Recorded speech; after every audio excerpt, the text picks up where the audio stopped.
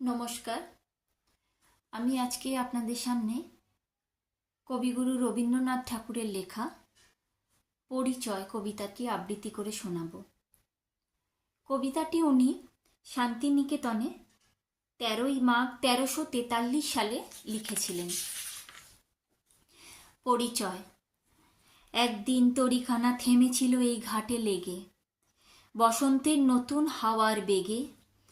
তোমরা শুধায়ে ছিলে মোরে ডাকি, পরিচয় কোনো আছে নাকি? যাবে কোনখানে? আমি শুধু বলেছি, কে জানে।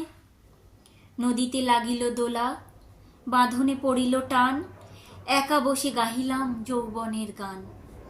সেই গান শুনি কুসুমিত তরুতলে তরুণ তরুণী।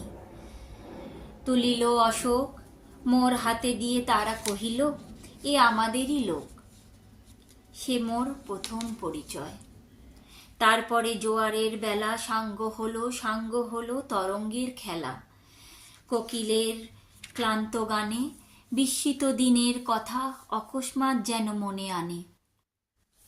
কনক চাঁপার দল পরে ঝুরে ভেসে যায় দূরে, ফাল্গুনের উৎসবারাতির নিমন্ত্রণ লিখন পাতির।